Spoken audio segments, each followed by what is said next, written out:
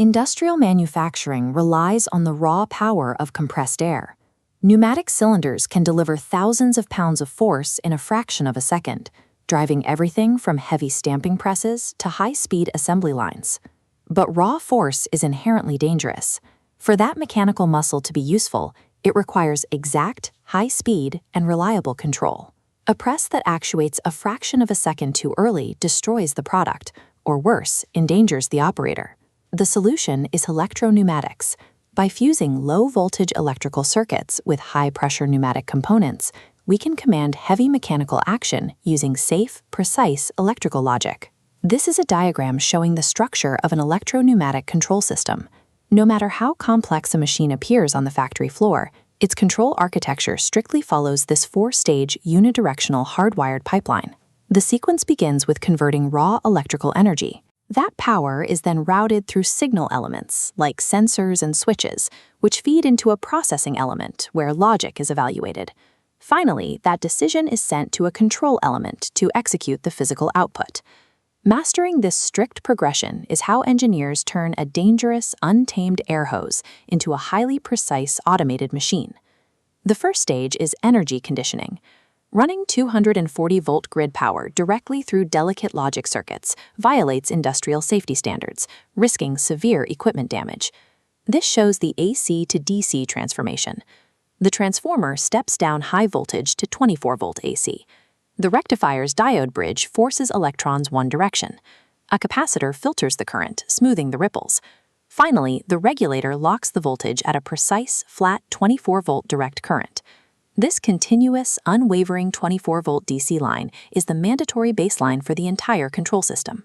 Without it, the logic components would behave erratically, making automation impossible. With stable power established, we move to the signal input block. Here, human intent and physical reality enter the electrical system. This slide shows the two fundamental states of industrial electrical contacts, normally open and normally closed. Pressing a manual start button physically closes a normally open contact, sending a 24-volt signal downstream. A stop button does the exact opposite, breaking a normally closed circuit. Inputs aren't limited to human operators. This diagram shows a mechanical roller limit switch. When a moving machine part extends fully, it physically strikes that roller, automatically opening or closing contacts based on physical position.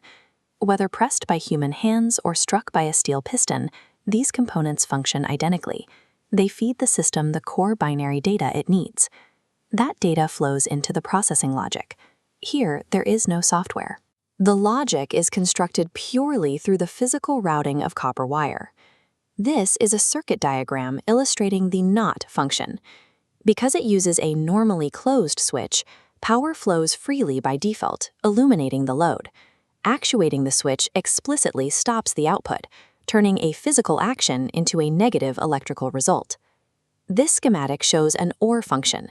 Here, two separate switches, S1 and S2, are wired in a parallel configuration. Because the circuit provides alternate pathways, closing either switch 1 or switch 2 will successfully bridge the gap and activate the output. This diagram demonstrates the AND function. Instead of parallel branches, switches S1 and S2 are wired in series, directly in line with each other. This creates a strict operational dependency. The current must pass through both contacts sequentially. Switch 1 and switch 2 must be closed simultaneously for the signal to reach the end of the line. By routing current through these series and parallel paths, engineers program complex safety interlocks, like requiring two buttons pressed simultaneously, entirely through hardware. Once the logic makes a decision, it reaches the final block, the control element. Here, electrical intent is converted back into mechanical reality. This is the symbol for a solenoid. It acts as the translation device between the electrical and pneumatic sides of the system. When the 24-volt signal reaches it, the coil generates a magnetic field. That magnetic field is used to physically shift a directional control valve. This diagram shows how to read the valve symbols. The squares represent available switching positions, and the internal arrows denote how air flows in that state. Valves are identified by a specific fractional naming convention. The first number indicates the total connection ports, and the second number indicates how many distinct switching positions the valve has. This is a 5-2-way directional control valve. Voltage at the left solenoid shifts the active box, opening a pathway for compressed air to force a cylinder outward. When the signal is cut, the right side mechanical spring forces the spool back, reversing the flow. The directional control valve operates as the exact threshold between domains. It is the single point where an electrical whisper triggers a massive pneumatic reaction. We can trace the complete journey of a command. Alternating current flattens to a 24-volt DC baseline. An operator presses dual safety switches, satisfying an AND logic requirement. The circuit energizes the solenoid, shifting the 5-2 valve, directing compressed air to actuate the press. When you look at an automated assembly line on a factory floor, the sheer volume of moving parts can seem entirely overwhelming, but every action, no matter the scale, resolves into these 4 distinct modules. Following the path from energy conditioning to signal input, through logical routing, and out to physical actuation is how you read the system. This structured architecture is the foundational, hardwired language used to automate the modern industrial world.